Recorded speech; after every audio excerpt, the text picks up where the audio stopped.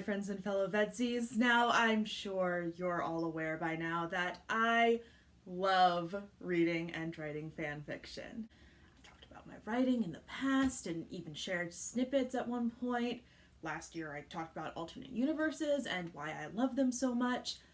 My love of fanfic is an established part of VEDS at this point. And I realized yesterday that I've never really talked about one of the hardest and yet most important parts of writing and releasing these stories. Coming up with the dang titles. See, I've always struggled with titles. They don't seem like they should be one of the hardest parts of writing, but I consistently have a hard time figuring out a way to distill the characters, plot, setting, tones, and themes into something eye-catching enough that people will want to actually click. And the way I've taught myself to get around this is by using song lyrics. Now, this isn't exactly a shocker in the world of fanfic writing. The long-ass title made up of song lyrics and parentheses is as much a staple of fanfic as coffee shop AUs or smut. But I do really love this method of titling stories.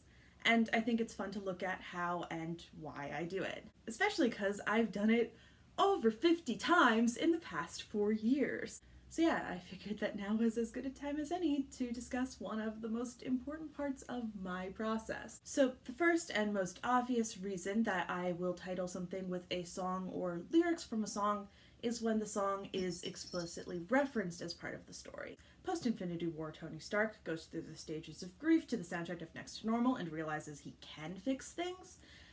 Each chapter is named after a fitting song from the soundtrack, and the whole thing is called Light.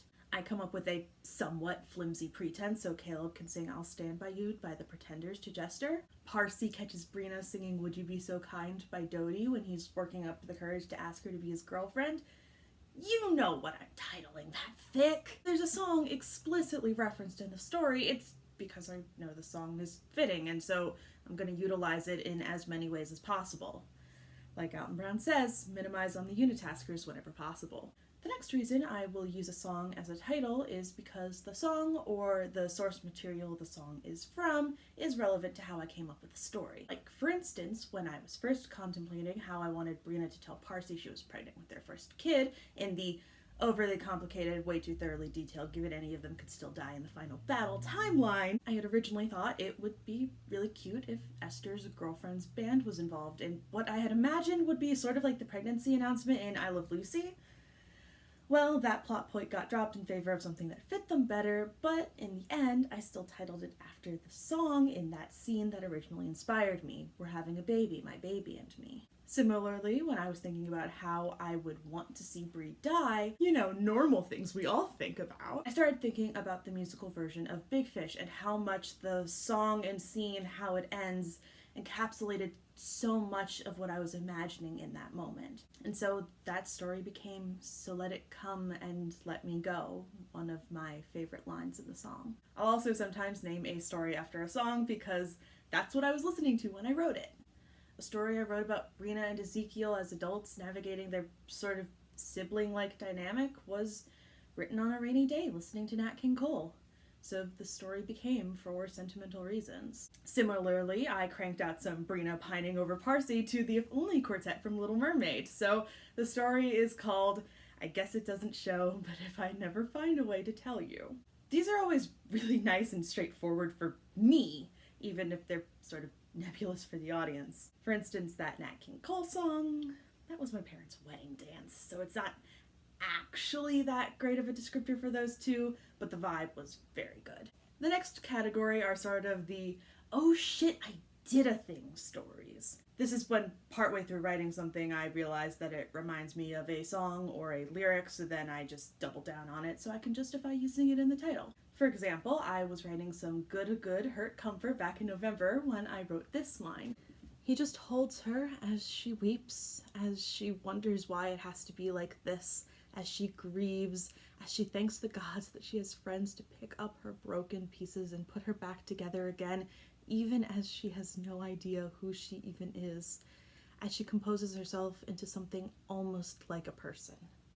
And since I was actively working on Into the Woods, it reminded me of the song No More. So I doubled down and really went for the whole runaway girl who's lost her identity and is starting to find herself again thing for the rest of the story, so that I was 100% justified in calling the story The Farther You Run, the More You Feel Undefined. Similarly, sometimes I get to the end of writing something and it reminds me of a character or a song or a title, and I'm able to extrapolate something from there. Like a few months ago, I took a prompt in the VEDS Discord to do a fake dating story. So I quick wrote up this silly little thing where it's like, oh no, Caleb, I accidentally told someone we were going to prom together and now we have to go to fake date to spare ourselves from embarrassment. I hope we don't accidentally fall in love with each other in the process. Story.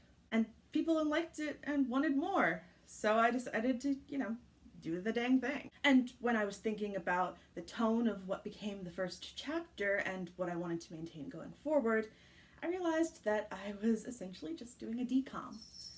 And so to help me maintain that tone, I titled the entire story as well as every single chapter after a song from the High School Musical trilogy. I just want to be with you, start of something new, work this out, stick to the status quo, a night to remember, what I've been looking for, right here, right now, breaking free, and you are the music in me, to be specific. On the complete opposite end of the spectrum, fucked up fae ethics regarding love and possession had me recently title a fanfic, You Will Still Be Mine, like the song from Waitress I had as one of my top villain songs of the stage. Yikes. And then sometimes I'm just lazy about it, It happens. I'm human. A story deals with sphinxes and therefore involves sand and time travel. Sands of time. Someone becomes a statue and is made of stone. Made of stone. The story takes place at the ocean. Fucking call it by the sea and call it a day.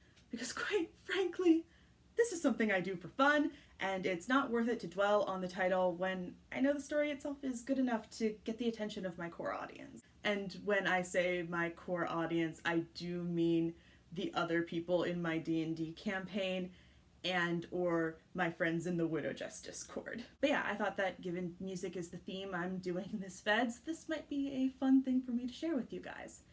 And since I'm not the only writer here, I'm curious to hear how you guys come up with titles for things. And with that, my friends and fellow VEDSies, I will see you tomorrow.